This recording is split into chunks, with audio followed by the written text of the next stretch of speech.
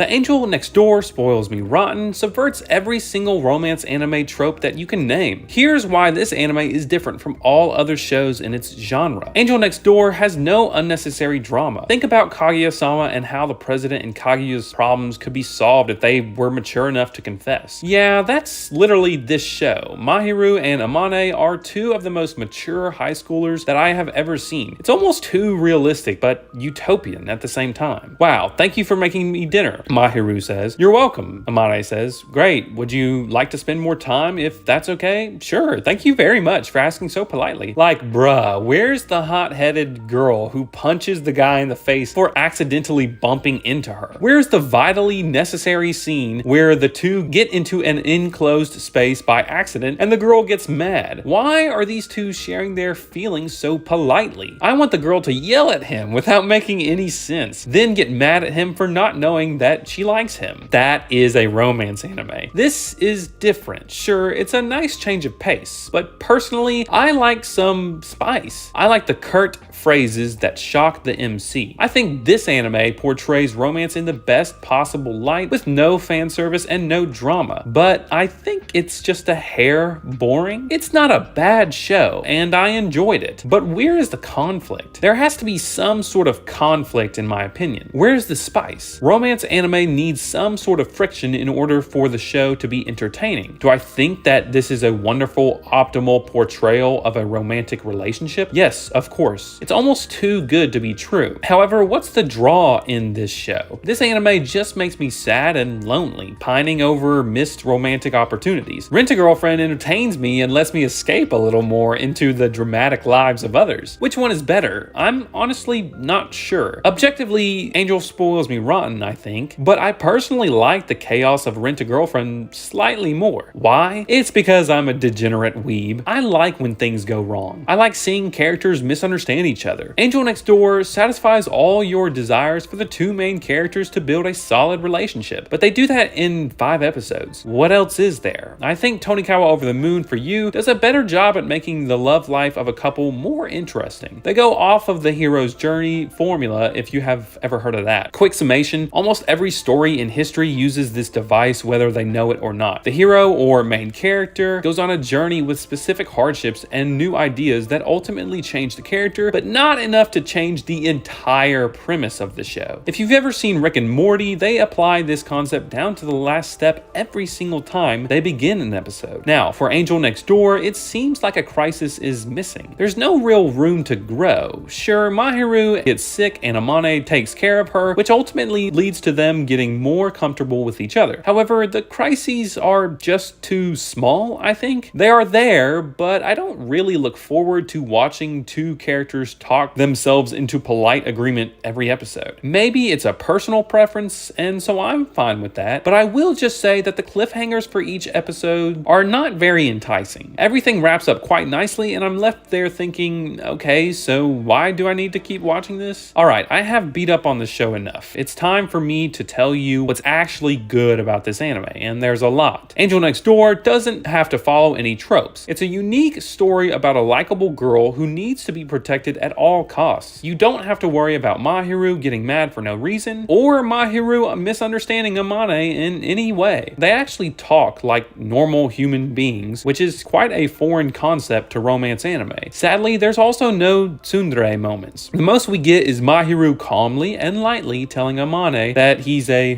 dummy. Mizuhara looks like the devil compared to her, I swear. There's no awkward sexual innuendos or cringe fan service, which hey, this anime doesn't have that stuff, which is awesome. I wonder why. Oh yeah, this anime is not written by a guy. Now it all makes sense. But for real, if you think about it, usually if it's a female writing the story, then there's no awkward and annoying fan service, which is what I like. An example of that would be Fruits Basket. It doesn't really have any weird sexualization of characters. I really do enjoy the subversion of all things romance anime though. It's refreshing to see an anime that doesn't rely on tired old cliches, and if you had to recommend a romance romance show in this genre without any cringe, you could easily present Angel Next Door to that person. Mahiru is a great waifu, and she's almost perfect. She is super smart, kind, sweet, caring, but straightforward too. She works hard, cleans, cooks, and uplifts Amane whenever he is feeling unsure of himself. There's not a lot of things to complain about her, and even with Amane, he is just a straight up good guy. He wrapped her twisted ankle up, carried her home, provided an umbrella for her, took care of her when she was sick, and kept important boundaries too. He's obviously not a creep, but he isn't portrayed as perfect either. He literally told Mahiru to be careful around other guys because they aren't as calm as he is. Mahiru gets all kinds of attention from other guys, but she really only wants Amane, which of course they both deny that they like each other. Okay, there's one romance anime trope for you. That's all you get. Plus, I like the other characters too. Amane's mom is very pushy, but she helps Mahiru and Amane speak their true feelings, so I do like her. Then you have Chitose, who is literally the only character that would fit in any other romance anime. She's loud and nosy, but she does just want what's best for her best friend Amane. I will say that the supporting characters do a great job at progressing the plot, even at a faster pace than the actual main characters. This show reminds me of how loving and compassionate two humans can be for one another, and maybe I missed that feeling, so it's a little hard to watch when it constantly reminds me of The One That Got Away, but that's a story for another time. The Angel Next Door, spoils me rotten, is an unusual anime that does the opposite of everything that your typical rom-com anime would do. For some people, you will love this show, but for others, you might find it lacking in the mayhem that you are used to. However, I still suggest everyone give this anime a try if you like romance anime at all. Mahiru is undoubtedly one of the best waifus out there, and so maybe my Mizuhara has some decent competition? Personally, I think this romance anime is just a little underwhelming, but I didn't hate watching it. The wholesomeness and acts of compassion made it worthwhile. I still love the chaos of Rent-A-Girlfriend, but it's exciting to finally see a true portrayal of what romance should be. Angel Next Door surprised me, but it ultimately didn't break through the barrier into becoming a top-notch anime. Maybe season 2 will be the push forward that it needs. The score on a scale of 1 to 10 is 7. It was